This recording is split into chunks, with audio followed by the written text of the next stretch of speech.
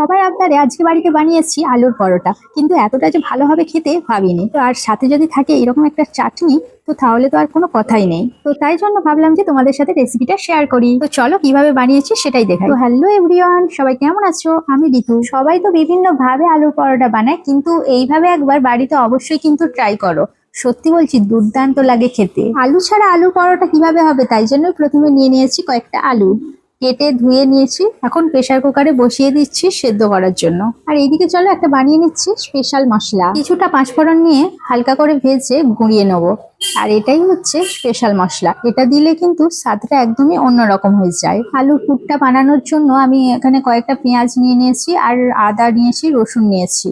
এখন পেঁয়াজগুলোকে কুচিয়ে নেবো আর আদা রসুনটাকে বেটে নেবো। প্রেসার কুকারে কয়েকটা সিটি দিতেই কিন্তু আলুগুলো খুব সুন্দরভাবে সেদ্ধ হয়ে গেছে। এখন আলুগুলোকে ম্যাশ করে রেখে দেবো। আর এইদিকে একটু তেল গরম করে দিয়ে দিচ্ছি পেঁয়াজগুলো। প্রথমে কিন্তু পেঁয়াজগুলোকে লাল লাল করে ভেজে নেবো। যখন দেখবো লাল লাল করে ভেজে আসছে, সেই সময় আদা রসুন বাটাটা দিয়ে দেবো। কিছুক্ষণ নেড়ে ছেড়ে এখন হচ্ছে ম্যাশ করে রাখা আলুটা দিয়ে দেবো। আলুর পুরটা কিন্তু এইভাবে বানালে খুব সুন্দর লাগে খেতে। আর এই আলুটাতে মিনিমাম ওই 10-12টার মতো পরোটা হয়ে যাবে। তো এখন এর মধ্যে দিয়ে দেবো কিছু গুঁড়ো মশলা। প্রথমে দিয়ে দিচ্ছি একটু হলুদ গুঁড়ো, জিরে গুঁড়ো, ধনে গুঁড়ো, গোলমরিচের গুঁড়ো, স্বাদ মতো লবণ, আর ঝাল ঝাল হওয়ার জন্য একটু মরিচ গুঁড়ো। সব শুদ্ধ কিন্তু ভালো করে একদম মিক্স করে নেবো।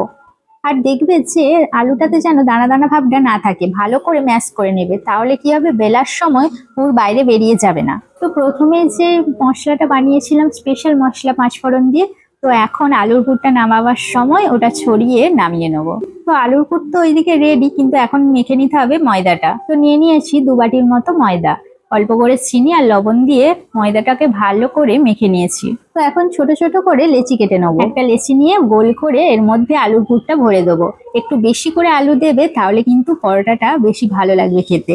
উপর থেকে অল্প করে ময়দা ছড়িয়ে মুখটা ভালো করে এঁটে দেবে, যাতে না পুরটা বাইরে বেরিয়ে চলে আসে। দেখো ঠিক এইভাবে। তো চলো প্রতিটাতে কিন্তু এইভাবেই পুর ভরে নিই, তারপর বেলে নেবো। আচ্ছা, তোমরা কে কোথা থেকে আমার এই ভিডিওটা দেখছো অবশ্যই কিন্তু কমেন্টে জানিও। তো প্রতিটা লেচির মধ্যে কিন্তু আলুর পুরটা ভরা হয়ে গেছে। এবার চলো এক একে সবগুলোকে বেলে নিই। অল্প করে ময়দা ছড়িয়ে প্রথমে হাতে করে এইভাবে চিপে চিপে দেবে, তারপর কিন্তু বেলে নেবে। তো এইভাবে বেলে নিলে কিন্তু পুরটা বাইরে খুব একটা বেরোয় না। এইভাবে আস্তে আস্তে বেলে নেবে, দেখবে পুরটা বাইরে বেরিয়ে যাবে না। আর পুরটা বাইরে বেরিয়ে গেলে তখন আর পরোটাটা ফুলে উঠবে না ভাজার সময়। তো দেখো বেলা হয়ে গেছে, চলো প্রতিটা পরোটা কিন্তু ভেজে নিই। তাওয়াতে প্রথমে একটু তেল ব্রাশ করে পরোটাটা দিয়ে দিলাম। এরপর উল্টে পাল্টে একদম লাল লাল করে ভেজে নেবো। ওপর দিকটাও একটু তেল ব্রাশ করে দেবো, আবার পরোটাটা উল্টে দিয়ে আবার তার উল্টো দিকটাও একটু তেল ব্রাশ করে দেবো। এইভাবে কিন্তু পরোটাটা একদম ফুলে উঠে। তো এইভাবে কিন্তু প্রতিটা পরোটাকে ভেজে নেবে। আমার কিন্তু প্রতি পরোটা তো ভাজা হয়ে গেছে। এবার চলো তাহলে পরোটাটা কি দিয়ে খাবো, তার জন্য কিন্তু একটা সুন্দর দেখে চাটনি বানিয়ে নেবো আজকে, দই চাটনি। তার জন্য দেখো কিছুটা দই নিয়ে নিয়েছি। দইটাতে অল্প করে চিনি আর লবণ দিয়ে ভালো করে ফেটে নেবো। এইভাবে দই চাটনিটা কিন্তু আজকে আমি প্রথমবার বানাচ্ছি। প্রথমে তো ভাবছিলাম কিরকম হবে খেতে, তো পরে দেখলাম না, সত্যিই ভালো হয়েছে খেতে। তোমরাও কিন্তু এইভাবে বানিয়ে অবশ্যই পরোটার সাথে খাবে, সত্যি বলছি দুর্দান্ত লাগে খেতে। তো এইদিকে আমি এখানে নিয়ে নিয়েছি অল্প করে ঘি, তাতে পেঁয়াজ কুচি, রসুন কুচি, আদা কুচি দিয়ে ভালো করে ভেজে নেবো। দেখো লাল লাল করে ভেজে আসি, এই সময় একটু মরিচ গুঁড়ো দিয়ে দেবো ঝাল ঝাল হওয়ার জন্য। এরপর এটা একদম দইয়ের ওপর ঢেলে দেবো।